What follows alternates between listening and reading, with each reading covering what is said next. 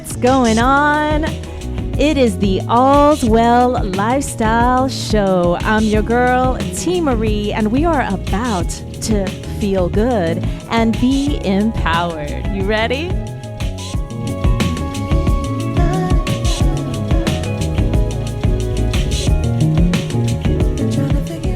Yes, we're trying to figure it out. Happy Monday, happy day or night.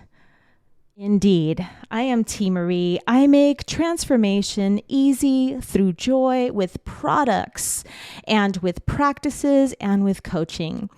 This is my very first episode of the All's Well Lifestyle Show, and I can't even begin to tell you how grateful and excited I am.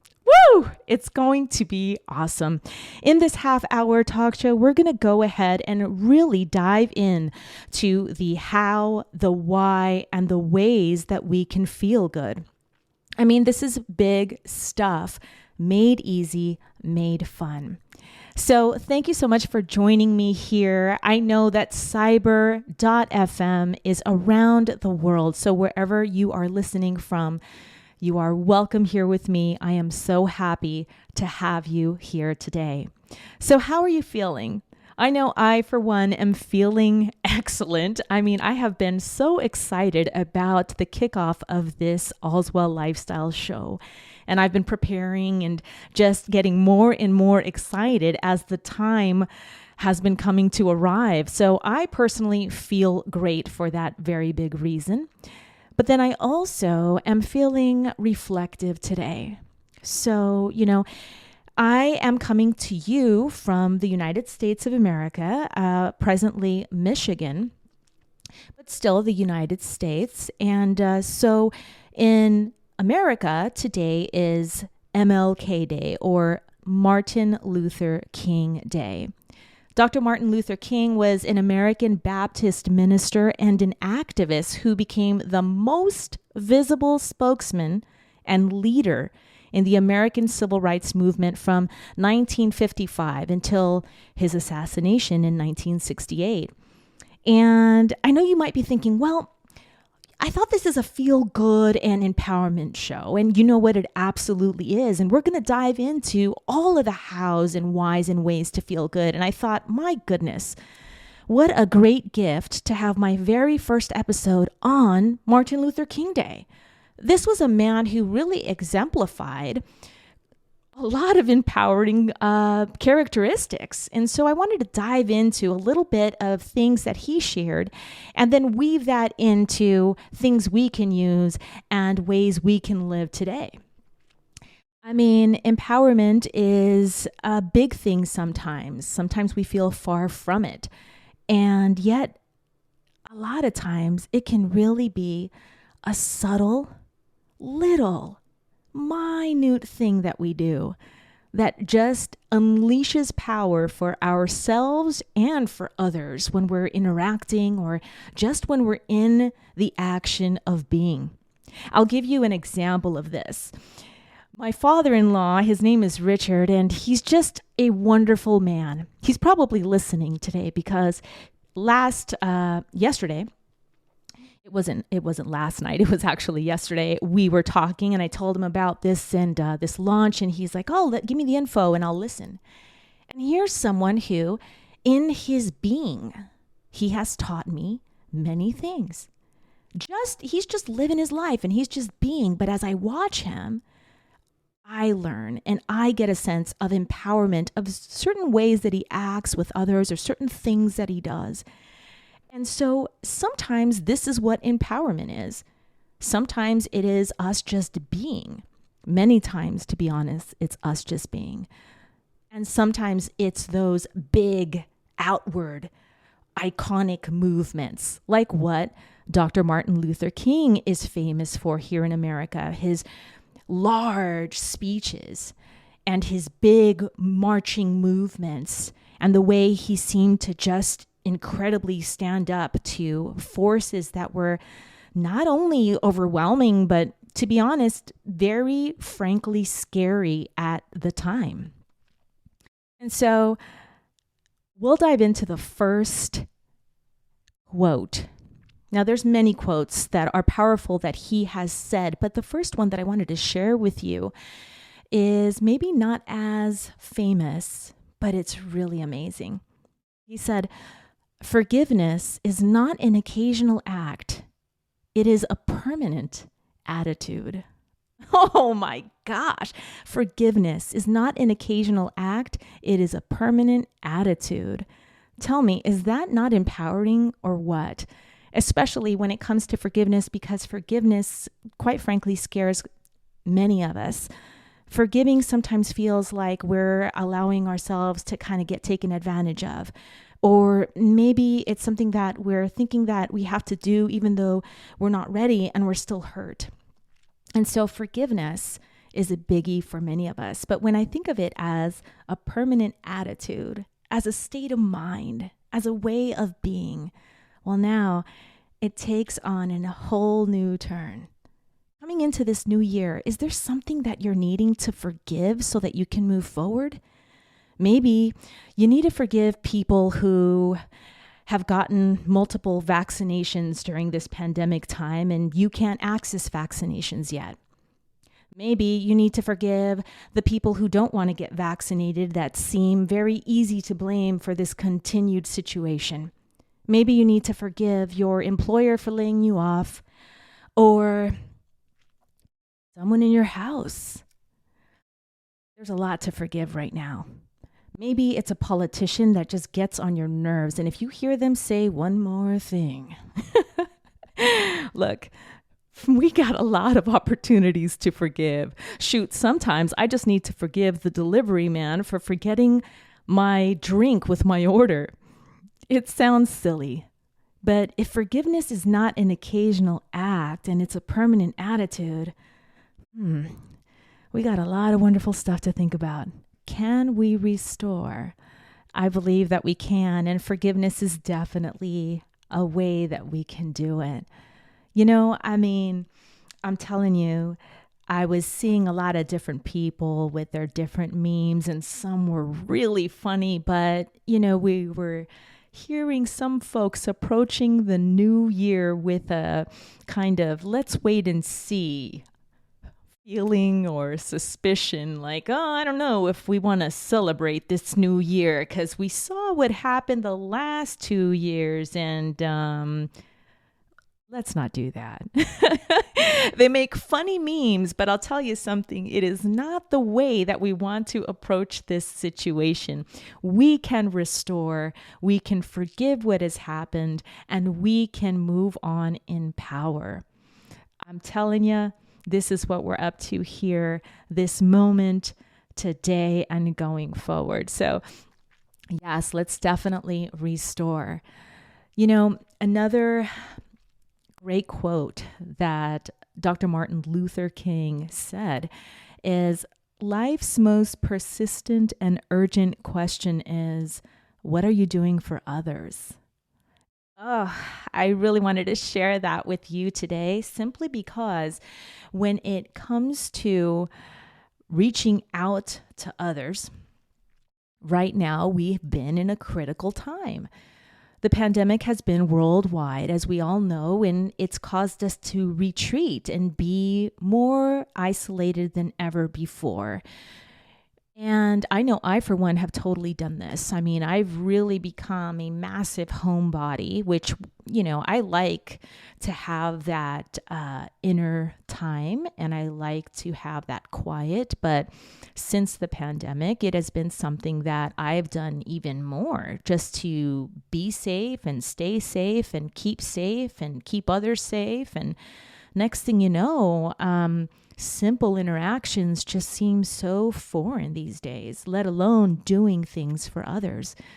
But this is a real empowerment stance, because when we do for others, we ultimately do for ourselves. And not only in a way that we allow ourselves to share the gifts that we have, but we allow ourselves to be a force of good for others. I can't tell you how many times the smallest word or little interaction has literally brought me back to life energy, happiness. Sometimes, especially with people that might seem like they're just always strong and always capable, you never know. Many of us, to be honest, might have things we need and we don't share with anyone. So when we do for others, what are we doing for others? This is a fascinating and wonderful question for us, a wonderful opportunity for us to be in power, especially right now when doing for others might seem very, very hard. I'll give you a couple of examples and then maybe, I don't know, that'll jog a little idea or a memory or a way that you might be able to do something for someone else where you are. I once did a 30-day challenge, and it had to do with giving for 30 days consecutively. And I'll tell you a couple of things that turned out to be really wonderful. One thing was looking people in the eyes. It sounds so silly and simple, unless you're someone who doesn't really do that. Maybe you're busy. Maybe you have a lot going on. We all have our phones on us nowadays. I tell you, eye contact is powerful. It's beautiful, and it could really cause a lot of fantastic emotions and things to happen. So, what are you doing for others? Do you look people in the eye when they talk to you? Perhaps it's sharing a smile. Again, in this socially distanced world, and now that we wear masks, this might seem difficult, but we can smile with our eyes. Try to do that and see if it translates. It's really fun when we do have to go out and we're wearing masks, and if you smile enough to where it shows in your eyes, I promise you the other person will receive it. And finally, there are plenty of things we can do for others that might seem simple and not really seen. Like maybe we're in a store going shopping and we just pick up a thing that has been tossed on the floor. A little habit that I like to do, which maybe it's just me because I'm a Virgo and I do go crazy about cleanliness. But if I'm shopping at a Target or something like that and I'll see things in disarray, I'll just fold a couple of shirts and try to put things back in order. Not the whole department. I'm still there to shop. But, it's the little things. What are you doing for others? When we're talking about things like forgiveness and doing for others, these are PowerPoints for us that we then share with others. And speaking of PowerPoints, it is time for the PowerPoint of the show. Woohoo! Beyond it being a brand new year, it's a brand new day, a brand new hour, a brand new minute. I'm going to say that again. Beyond it being a brand new year, it's a brand new day, a brand new hour, a brand new minute. What a joy to realize this. We are always one choice away from being new. We can always forgive the past to restore our power. And when we do good to all others, we are a power. These are things that we can do and live and be, and it is empowering for ourselves and for others. We did talk about some ways to do this. Sometimes it's sharing an emotion through your eyes, through a facial expression. Sometimes it's doing something that is kind, even though no one's going to see that you did it. And sometimes it's things like being present, the way my father-in-law is present by listening to this. It's wonderful, and I appreciate him spending his time and listening in, just the way I appreciate you listening here in this moment. So we all have wonderful things to give and do and ways that we can be empowered and empowering.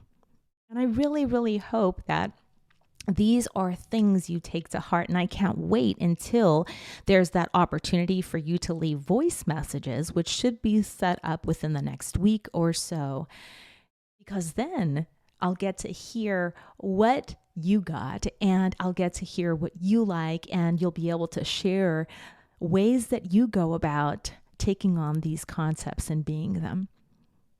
But no matter what it is, whether it's that kind of silent, subtle way of being powerful, or whether it's that iconic, outward, leader of a movement, large speeches and marches, and really being an activist for change and bringing thousands of people with you.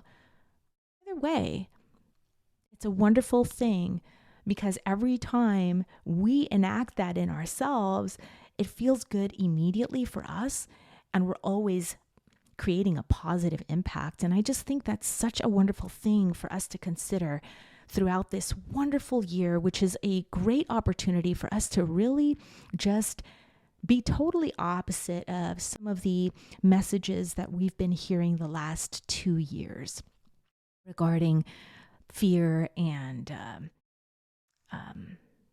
disillusionment. So, these are just some things to think about. A big, big shout out to you for listening. Listen, I am Teemaree. I make transformation easy through joy with products, practices, and coaching, honey. So you got to come and visit me at teemaree.com, teemaree.com, so you can take advantage of all the wonderful things that I have for you. For now, make a date. Let's meet again next Monday. I appreciate you so much. Have a blessed day.